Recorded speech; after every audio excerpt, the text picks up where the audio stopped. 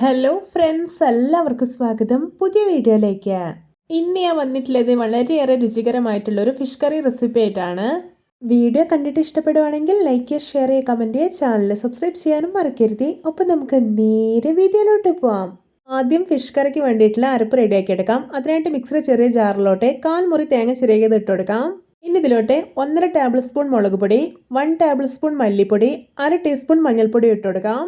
ഇനി ഒരു 4 ചെറിയുള്ളി കൂടെ ഇട്ട് കൊടുക്കുന്നുണ്ട്.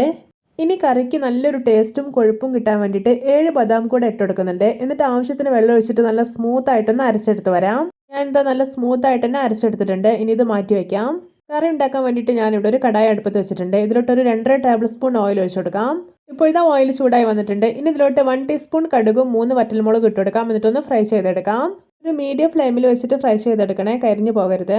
ഇനി ഇതിലോട്ട് ഒരു കഷ്ണം ഇഞ്ചി ചെറുതായിട്ട് അരിഞ്ഞതും 3 പച്ചമുളക് അരിഞ്ഞു ഇട്ട് കൊടുക്കാം. എന്നിട്ട് നന്നായിട്ടൊന്ന് ഇളക്കി കൊടുക്കാം.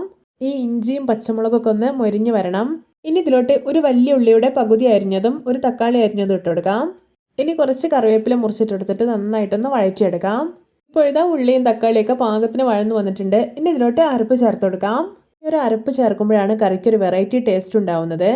ഇനി ഇതിലോട്ട് കുറച്ച് ജാറ് കഴുകിയിട്ട് വെള്ളം കൂടി ഒഴിക്കുന്നുണ്ട്. എന്നിട്ടൊന്ന് മിക്സ് ചെയ്തെടുക്കാം. ഇനി മീൻകറി ഉണ്ടാക്കുമ്പോൾ ഇതുപോലെയൊന്നും ഉണ്ടാക്കി നോക്കി ഇതിൻ്റെ രുചി തീർച്ചയായിട്ടും നിങ്ങൾക്ക് ഇഷ്ടപ്പെടും.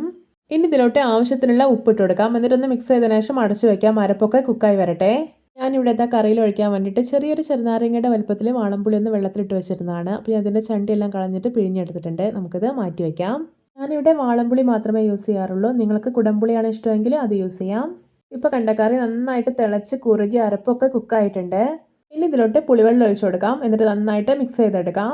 ഞാനിവിടെ ഒരു കറി അത്യാവശ്യം നല്ല തിക്കായിട്ടാണ് റെഡിയാക്കി എടുക്കുന്നത്. അതുകൊണ്ട് തന്നെ ഒരു 3/4 ഗ്ലാസോളം പുളിവെള്ളമാണ് ഒഴിക്കുന്നത്. നിങ്ങൾക്ക് ലെങ്തി ആയിട്ടുള്ള കറിയാണ് വേണ്ടതെന്നുണ്ടെങ്കിൽ കൂടുതൽ പുളിവെള്ളം ഒഴിക്കാം. ഇനി ഇതൊന്ന് അടച്ചു വെക്കുകയാണ്. കറി തിളച്ച് വരട്ടെ.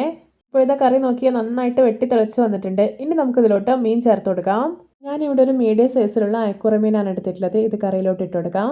വളരെയേറെ ടേസ്റ്റിയും സോഫ്റ്റും ആയിട്ടുള്ള ഒരു മീനാണിത്. പിന്നെ നിങ്ങൾക്ക് ഏതൊരു മീൻ കൊണ്ടും ഇതുപോലെ കറി ഉണ്ടാക്കിയെടുക്കാവുന്നതാണ്. പിന്നെ ഈ മീൻ കുക്ക് ചെയ്യാനായിട്ട് ഒരുപാട് ടൈമൊന്നും ആവശ്യമില്ല. വളരെ സോഫ്റ്റ് ആയതുകൊണ്ട് പെട്ടെന്ന് തന്നെ കുക്കായി കിട്ടും. ഇനി കറിക്കൊന്ന് തിളച്ച് കുറുകി മീനൊക്കെ കുക്കായി വരട്ടെ. അടച്ചു വെക്കാം. കറി എന്തായെന്ന് തുറന്നു നോക്കാം. നോക്കിയാൽ നല്ല പാകത്തിന് കുറുകി മീനൊക്കെ നന്നായിട്ട് കുക്കായി കിട്ടിയിട്ടുണ്ട്. ഇനി ഇതിലോട്ടൊരു 1/4 ടീസ്പൂൺ ഉലുവാപ്പൊടി ഇട്ട് കൊടുക്കാം. ഉലുവാപ്പൊടി വളരെ കുറച്ച് മാത്രം ചേർത്താൽ മതി. കൂടിപ്പോയ കറി ആകെ കയ്പുരുചിയായി പോവും. ഇനി ഇതിലോട്ട് കുറച്ച് കറിവേപ്പില മുറിച്ചിട്ട് കൊടുത്തതിന് ശേഷം കറി വാങ്ങി വെക്കാവുന്നതാണ്. ഇതാ നമ്മുടെ രുചികരമായിട്ടുള്ള ഫിഷ് കറി റെഡി. നോക്കി കാണുമ്പോൾ തന്നെ കൊതി വരുന്നില്ലേ? പാനിലിരിക്കും തോറും കറി ഒന്നുകൂടി തിക്കായിട്ട് വരും. നല്ല കൊഴുപ്പോട് കൂടിയിട്ടുള്ള ഗ്രേവി ആയതുകൊണ്ട് തന്നെ കഴിക്കാൻ ഒരു സ്പെഷ്യൽ ടേസ്റ്റ് തന്നെയാണ്. അപ്പോൾ എല്ലാവർക്കും എൻ്റെ ഫിഷ് കറി റെസിപ്പി ഇഷ്ടപ്പെട്ടെന്ന് വിചാരിക്കുന്നു. ഇഷ്ടപ്പെട്ട ചാനൽ സബ്സ്ക്രൈബ് ചെയ്യുക, സപ്പോർട്ട് ചെയ്യുക. അപ്പോൾ ഇതുപോലെയുള്ള വെറൈറ്റി വീഡിയോകളായി നമുക്ക് വീണ്ടും കണ്ടുമുട്ടാം. Okay, bye bye.